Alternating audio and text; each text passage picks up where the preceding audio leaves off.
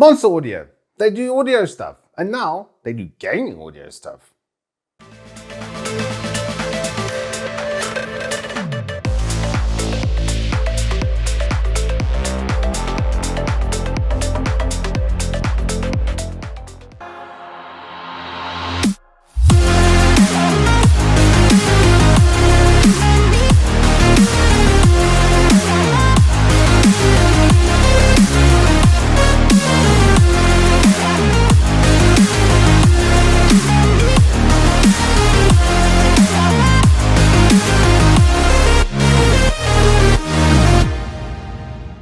Good afternoon and welcome to Turbo Tortoise Tech. If you're new here, I'm Reese of the 4-piece variety of Wooks XXL, Monster Airmars KMH7.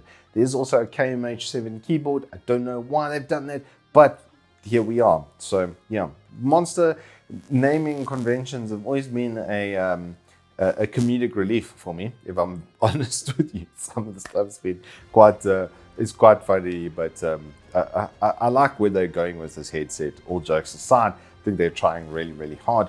And has it worked? In a nutshell, yes. For the money, etc., it is actually pretty decent. I do wish it was slightly cheaper though, because I know of other headsets and stuff in the market at this sort of price point that are considerably better in, microphone and audio quality and stuff. But what they've put as a first foot forward over here is actually pretty damn good. So without further waffling, let's go start from the top to the bottom. So left hand side, we have a non-detachable but rotatable microphone. It doesn't mute over there. It does have a button. However, on the inline microphone, which you can see activates the LED on the end of the boom arm over there. So you can see if the microphone is muted or not straight without even having to look at the inline microphone thing, which is nice. Nice little touch to have that LED on the tip over there. Left side ear cup with a big L on it, so you know it's there. Right side ear cup, both have incredibly good cushioning. That is one of the highlights over here. They're also saying that this is a high protein leather, so it is very soft is the effect of it. It does give a really good cushiony feel on the head. No real tilt left and right, so it is a bit more of a rigid thing, but the frame itself does do a bit of a twist like that to give you some a bit of malleability, so it's not just head crunching you. The head force from this is not insignificant. For my big noggin, I did feel fatigue after about 2 hours of sitting with this on my head, but it's on the better end of the scale. The only headsets that didn't really absolutely annihilate me with that are the SteelSeries Arctis 7 and 9, which are considerably more money than this is. The metal prongs as well on the side are a nice touch. The fact that these are actually aluminium, it does give it a very good feel on the head and in the hand and stuff. Definitely a good product finish. It's not too heavy either. I was also worried about that with a bit of neck fatigue, but I felt the head clamping force before I got neck fatigue. So I think if your head is not Easter Island sized like mine, then you should be pretty okay with that. Headband as well, same thing, really good cushioning across the top of the headband. I don't know if it's memory foam or what it is, but more of the high protein leather, and then a Monster really nicely embossed across the top. In case you didn't know who was making this headset, I do actually like the way that they've done the Monster and the branding on the side of it over here. I do actually quite like the LED effect and stuff. Just the mirror finish is a little bit, well, fingerprint-esque and does catch fingerprints quite readily. But there's also a button on here, so you can change the LED and the effect of the LED. It's not like a lot of presets. It's pretty much the same RGB LED throughout. There is a red mode for it. You can turn it off as well. So it can be red, it can be RGB, and then it's got a slower breathing sort of RGB mode. And everything with the headset is like that. Everything's built to be controlled from this inline controller.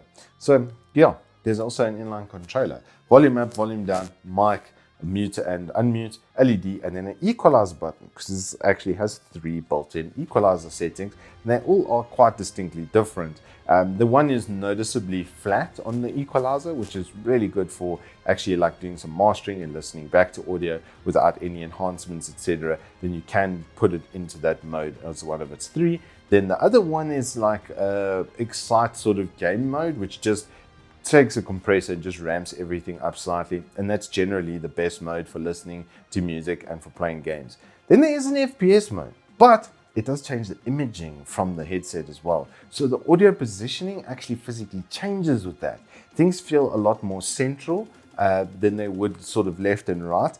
And it also marks up the mid-range. So it increases all of the mid-range where all of your gun snaps and grenades and footsteps, etc. would be in that sort of area of audio. It marks that up so that you can hear a little bit further, which is a nice touch. But with that imaging change, I didn't find it that comfortable. I much prefer to just use the normal enhanced game mode. That was really the sweet spot for this headset.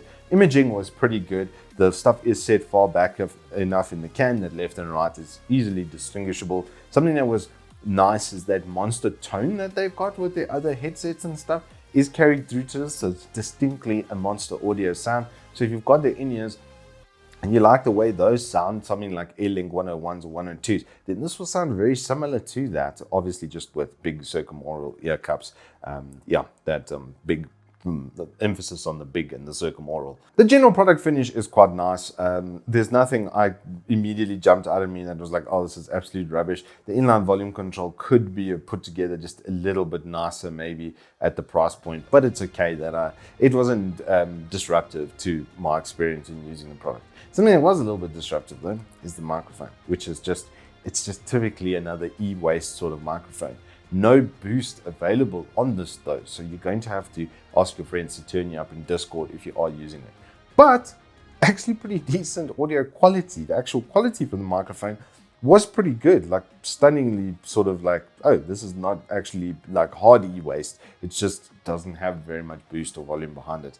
The active noise cancelling as well, they've got an echo noise cancelling mode, which just further like diminishes the microphone response. And honestly, I don't think you need it. My environment is quite echoey as it stands. If I have some audio without filters on, it sounds like absolutely rubbish because of how much echo there actually is inside of here. And there was nothing. Even on the raw playback and recording in Audacity, there was basically no echo. So I don't really see the point in that. It's a nice idea. I think they're trying a pretty cool feature for this. You know, it's supposed to capture in from, there's like another mic on the top of the headset over here that's supposed to capture in and then cancel against what you've got obviously coming in the front mic to try and do some echo noise cancellation. So I don't know how effective it's going to be as a noise cancelling thing because the mic just isn't loud enough for me to test that. Well, Monster Airmars gaming headset, it's $1,000. Do I think it's fair to $1,000? It may be a little bit premium. I would say $850, $900, I would be a lot happier, and that would make this a lot more competitive. There's just too many good examples in the market of headsets at R1,000 right now that are excellent. There's a couple that spring to mind that I wouldn't pay the money for over this. They're about 1.1, and I would just be like, that's just better. But if you only had 800, 900 Rand to spend, then these would be absolutely perfect. Anywho, that is all I have for you on the Monster Airmars KMH7 headset. That is like, it's quite large. The fit is actually pretty good, even on my big old noggin. So yeah, if you've got an Easter Island head and you want some pretty good sound isolation and you just want comfortable ear cups because you don't have an Easter Island head, then have a look at the Monsters. They actually are pretty good. I'm going to give it a solid thumbs up, 8 out of 10. And cue the goodbye. Please do hit us up with a like and subscribe if you have enjoyed this review. And I will see you on the flip side.